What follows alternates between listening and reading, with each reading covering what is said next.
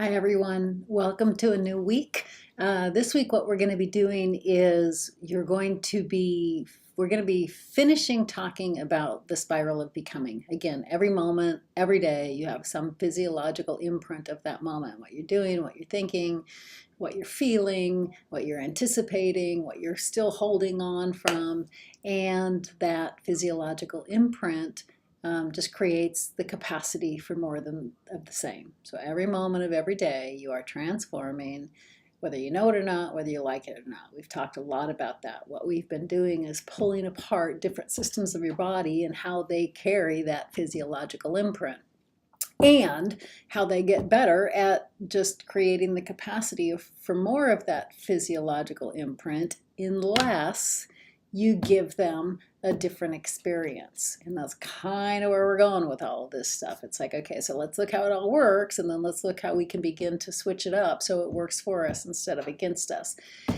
So within that spiral of becoming, today what we're going to be doing is we're going to be talking about the electrical impulses of your heart and how they reflect your emotional state every moment of every day, how they go back to very important parts of your brain, and then just in a feedback loop keep generating whatever experience you're having in that moment and exacerbating it or not, depending on how you begin to change yourself in that moment and change your experience in that moment. So we'll be talking about the electrical patterns of your heart. I will also be doing a tutorial on the M-Wave because that's where that comes in, and I'm going to talk about how that all fits into your final project if you're choosing to do that. And then we're also going to be talking about emotion and how emotion has a very strong, both of the systems, your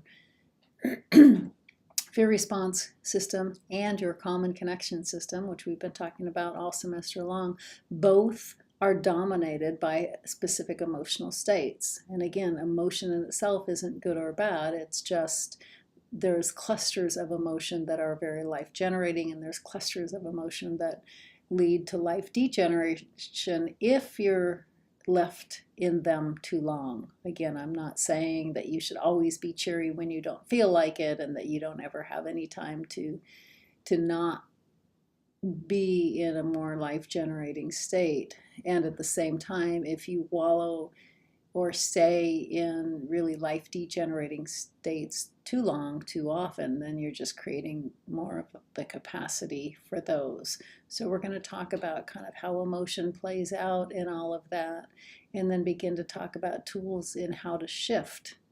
So your reading and your resilience tools are going to be, and your reflection that you do this week are all going to be on emotion and on some of the tools. We're going to talk about what the 3-to-1 ratio means. We're going to talk about what micro moments mean, and also cementing the good. We've talked a little bit about, we're going to come back around to that.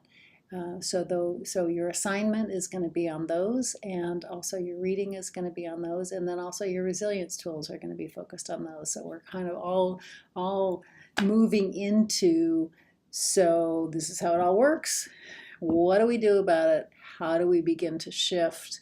And where does emotion play out in all of this?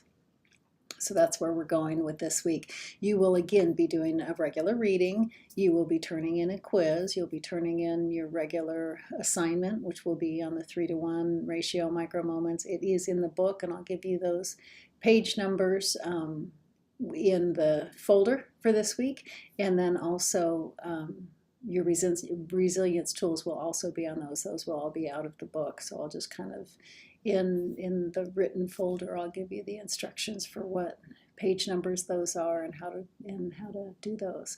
And also, if you are going to do the M-Wave, there will be a tutorial available, and I'll talk about that right now. So just to remind you what your final is in here, again, you don't take a written final, but you do a final project, and that final project is one of 3 things. You don't do all 3 things.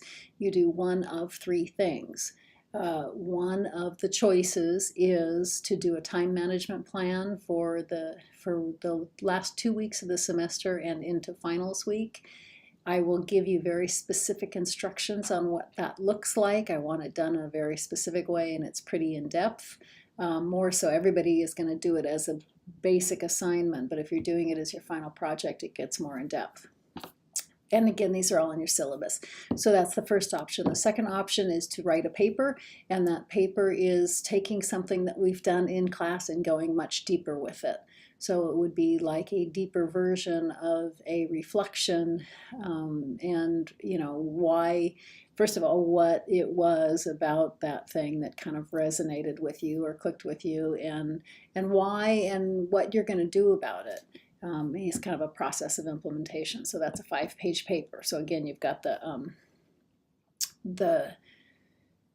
time management plan or the paper, or the third option is the M-Wave. And I highly encourage, if you have the time to do the M-Wave, I highly, highly encourage that. So what is that? The M-Wave is a feedback tool. It's a computerized feedback tool that's available in the Mind and Heart Lab.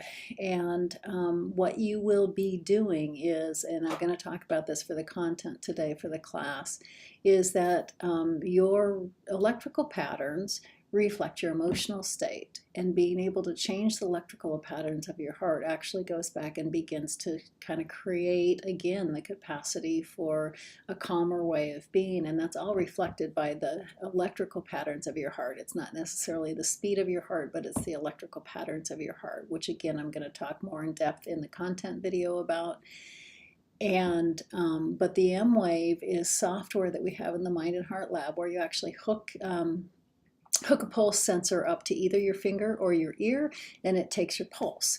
And again, we're not really concerned about the speed of the pulse, but the space between the pulse tells us a story. And what that space between the pulse tells us is it kind of correlates to your emotional state. And again, we will get more deep into the meaning behind this, but there's a really important skill in being able to self-calm, because again, the more you have any experience, the better you get at that experience. So where we're going now is how do you purposely create calming, more positive emotional experiences. So what the M-Wave does is it actually measures your emotional experience by measuring the electrical patterns of your heart, by just taking the space between the beats of your heart and plotting it in kind of a mathematical, complex mathematical formula, and telling us your degree of coherence, which basically means the degree of your mind-body interaction. And so that final option for your project is to come into the lab at least 10 times between now and the end of the semester. And again, I require that they be spread out. So in other words, it's not 10 times the last week. You can come, twice a week for 5 weeks, or something like that. I don't let you do more than 3 times in the week for the final. In other words, sometimes people love it and they'll come every day, but for the ones that you do for your final project, they need to be spread out. It's like exercise.